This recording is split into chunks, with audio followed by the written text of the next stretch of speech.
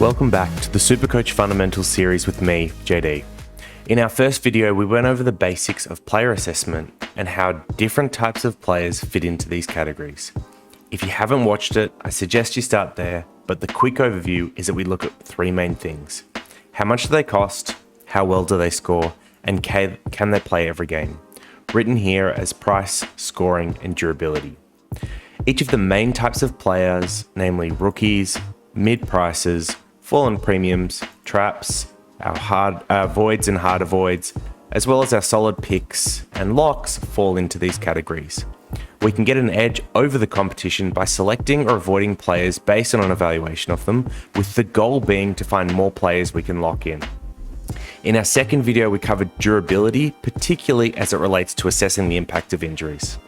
Today, we'll go over scoring. Ultimately, to win Supercoach, your team needs to accumulate more points scored over the course of the year.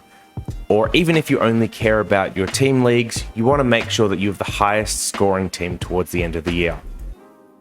So, how can we pick players who will score the most over the course of the year? The absolute basics when picking premiums is, firstly, are they best 22? This is a must-have. They need to be good at football. If they aren't playing, they aren't scoring, so it's crucial that we're picking players that are the best 22. This tends to be more of a concern for rookies and sub-mid prices. An example of this would be Jordan Clark, who burnt many of us last year by not being best 22 for a lot of the year, and when he was played out of position. We also need to consider what is a good scoring or a good score for that position. When picking premiums, we're aiming to have them be the top of their line. The threshold for this tends to look like, well, at least currently anyway, this will definitely change in the future, is for defenders 100 plus. Generally, there are a few here and there that are 105 plus, and you want to have all of those. And then if you do have a couple at the tail end that are slightly lower, that is okay. For the midfield, 115 plus is the threshold we're looking for, and that has moved up from what used to be 105 in the past. Merritt went 115 flat last year, and he was actually 9th on total points, even though he played all 22 games. For the rucks, this does move around depending on what the premiums are doing in a given year. Given that it's just the top two, there is higher variance than you get in other lines, but we're just aiming for the best two rucks. And then for the forward line, 95 plus tends to be okay here, but similar to defenders, there are usually some standout options that you want to have, like you need to have all of those, but then having one or two at the tail end around the mid-90s mark is okay. With the basics out of the way, let's look at the factors to consider when assessing whether a player's scoring will improve. Firstly, history. Simply put, does the player have the history of good scoring? Took Miller had a great year last year, but would get edged out by someone like Jack McRae, who has been at the top for 3 or 4 of the last 4 years. So he's just incredibly good. Team improvement, secondly. So midfielders, forwards, and rucks tend to score better in better teams. So if a team is predicted to radically improve or fall off, it can affect a player's average. This can be hard to predict though, and it does tend to affect different players differently. For example, some defenders do better in a worse side because there's more ball down back. Hall and Zeeble were both examples of this last year. Fixture is somewhat linked to team improvement. In general, easier fixtures equal more wins, so easier fixtures tend to be good for players scoring. But this is also somewhat hard to predict, as clubs always under or outperform predictions, which typically makes this a weak predictor. Next, we have a couple of really good ones here. So firstly, club change. This is usually due to opportunity, and it's easier to predict than some of the others on this list. For example, Tom Mitchell, when he went from the Swans to Hawks, was for opportunity, particularly as it related to playing in the midfield, and this led to an instant increase in his average by 15 points per game and moved him from someone that wasn't really considered a great option to someone that was one of the best Supercoach players in the league.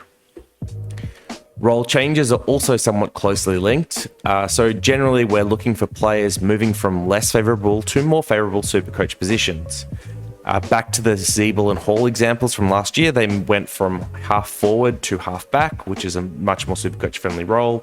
You also have examples like Jack Steele, who dropped a tagging job in the midfield, and became more of a ball hunter and ball winner himself. And there are lots of opportunities like this where we're looking for preseason reports of players getting into a more favourable Supercoach role. So the next one is natural growth. This is difficult to predict, but people constantly try and do it. When a player continues to play the same role, but they break out. Typically, you see this with second, third, or fourth year players, with Walsh being the list example, but we saw Took do this in year 6, I think it was. So, age is typically the best predictor, but predicting an improvement in natural growth of 10, 20 Supercoach points is really hard to do, and not one I recommend you try, because you'll get it wrong more often than you'll get it right. Next, we have taggers. So for players that have broken out, are they at risk of getting tagged more as a result? Or for players that have been tagged in the past, do you believe that they can break tags and be less affected in the future? This one seems to matter a little bit less now than it did, say, 5 years ago, due to the less taggers being around the league, but that could change.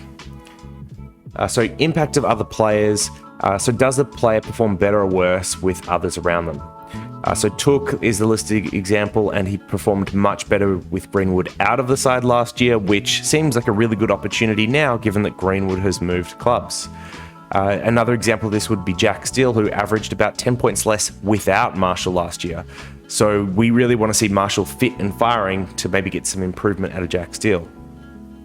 So if you have players leaving or joining a club, it can drastically affect the existing premiums, and this needs to be considered. Another thought could be in 2022, does Chera and Hewitt's arrival help or hurt Sam Walsh, for example? Next, we look at rule changes. So has there been a rule change? We've seen a couple of times recently the AFL rule changes can affect player scoring.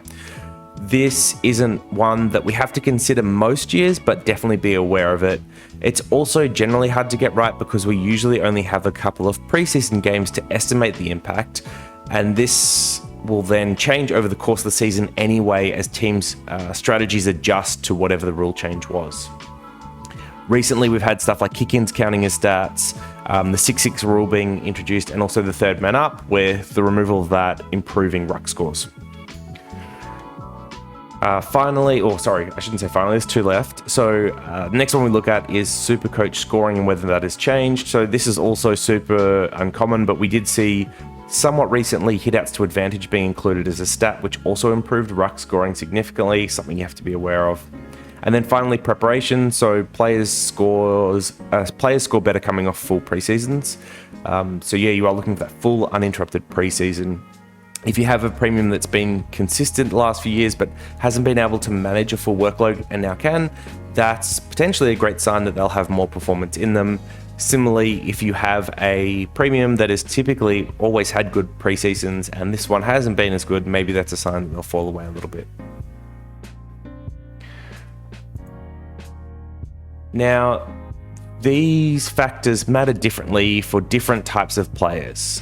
For example, for existing premiums, someone that's already established, already had premium scores in the past, the types of things you may be looking at are things like whether or not they're susceptible to tags, the impact of other players coming in and out of the side, any rule changes, whether the team is on the improve, and then how many years they've had that scoring history.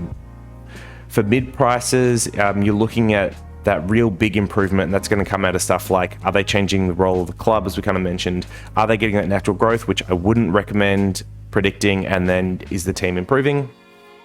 And then for rookies, it's usually much simpler than this. You're just checking that very first one that we did on the first page, which is, are they best 22? Are they going to get to play in a good role? And those are the things you care about more than anything else. You do look at stuff like, are they AFL ready? Are they going to play a Supercoach friendly game? But really, if you just focus on best 22 and that being in a good role, then you're most of the way there.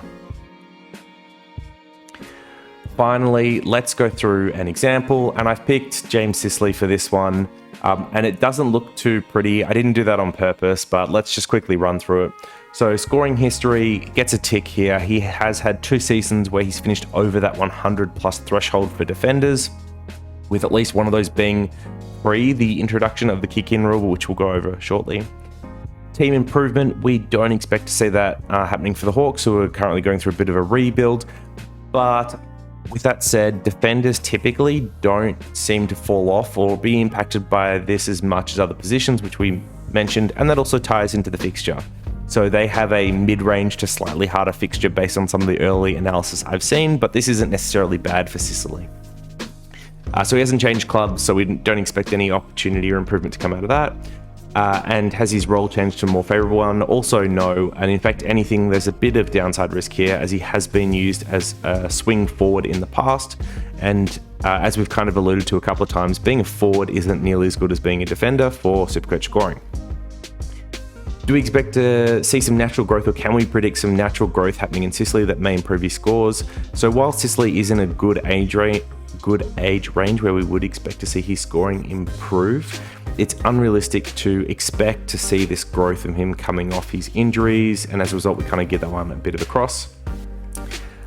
Is he going to be tagged, or is he going to be free of tags this year? So yeah, not a position we generally see to expect to be tagged. It does happen for some rebounding halfbacks occasionally, but it's so rare that you kind of just ignore that. Other players. Now this one is interesting for Sicily. So since he's been away, a number of Hawks have popped up. So CJ, Impey, Day, Scrimshaw, that can do a combination of the loose intercepting and also the kicking duties. So there is some role risk here for Sicily in the sense that maybe he might be required to do more of that forward work or more accountable defending. This could be a non-factor as well, but it's something to consider. So rule changes, as we mentioned, he hasn't really had that full season of getting those free kick-in stats. So he could improve his scoring, and he has been someone in the past that has taken kick-in. So if he gets those back, you could see some improvement through that. Has there been any rule changes, or sorry, I should say Supercoach scoring changes, just to differentiate the two? And the answer is no. And then finally, preparation. So he's currently on track to have a full preseason. So this is a really interesting one because you can see a bunch of reasons why his scoring would improve.